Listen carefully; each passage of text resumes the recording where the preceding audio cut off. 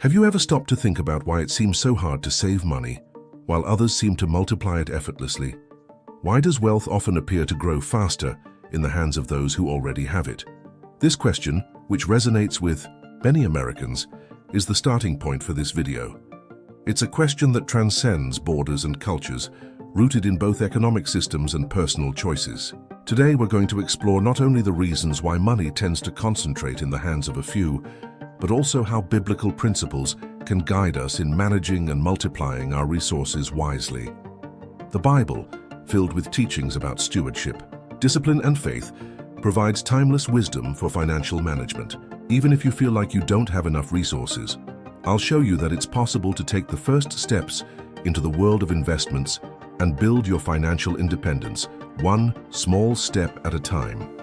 Throughout this video, we'll combine practical financial strategies with spiritual insights, creating a roadmap that's both effective and faith-centered.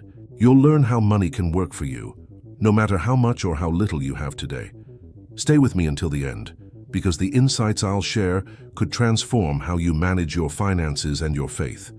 In the United States, the gap between the rich and the poor is a visible reality, but it's often misunderstood. Recent data shows that the top 1% of Americans hold nearly half of the country's wealth. This inequality isn't just a number. It's reflected in unequal access to opportunities, education, and financial resources. It's easy to feel overwhelmed or even defeated by this reality. But what does the Bible teach us about wealth and inequality? Proverbs chapter 13, verse 22 says, "A good person leaves an inheritance for their children's children." This verse reminds us that managing wealth isn't just about ourselves, but about creating a legacy that benefits future generations. Yet many of us struggle to even start building that inheritance because of systemic challenges or a lack of understanding. The Bible encourages us to think beyond our immediate circumstances and to take proactive steps toward financial security. Imagine two people. The first person, who already has assets, can invest in real estate or stocks that generate passive income. Meanwhile, the second person, with no savings, has to use their entire paycheck to cover basic expenses, leaving no room to save.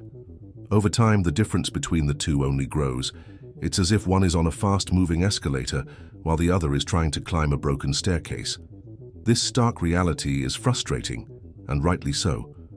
But the Bible offers hope and guidance, emphasizing preparation, diligence, and trust in God's provision. Understanding this problem is the first step to addressing it. Ecclesiastes chapter 11, verse 2 says, "Invest in 7 ventures. Yes, in 8. You do not know what disaster may come upon the land." This is a clear biblical call for diversification, a principle that modern investors also emphasize. Even with limited resources, starting to diversify your investments can be a key step toward breaking this cycle. Diversification minimizes risk and reflects God's wisdom in spreading our resources wisely.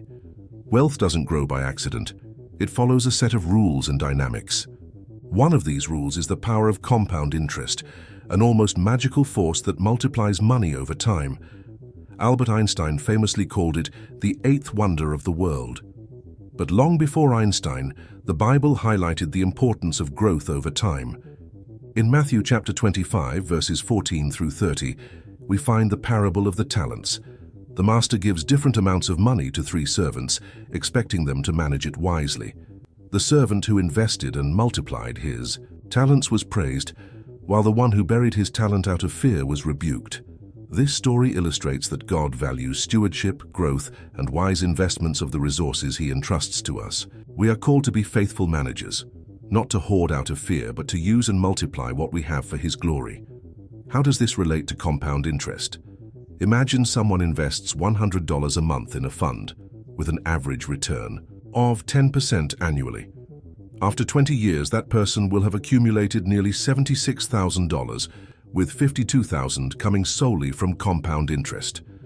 This exponential growth aligns with the principle of using what God has given us to create even more. Small, consistent efforts yield significant results over time, a principle echoed throughout Scripture.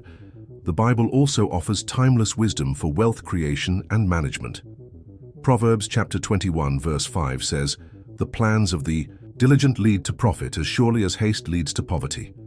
This verse underscores the importance of thoughtful planning. Creating a budget and sticking to it is foundational for building wealth. Planning isn't just a financial exercise, it's an act of stewardship, honoring God with how we use our resources. Proverbs chapter 22 verse 7 warns us, "The borrower is slave to the lender." While some debts, like mortgages or student loans, can be strategic, unnecessary debt often becomes a burden that prevents financial growth.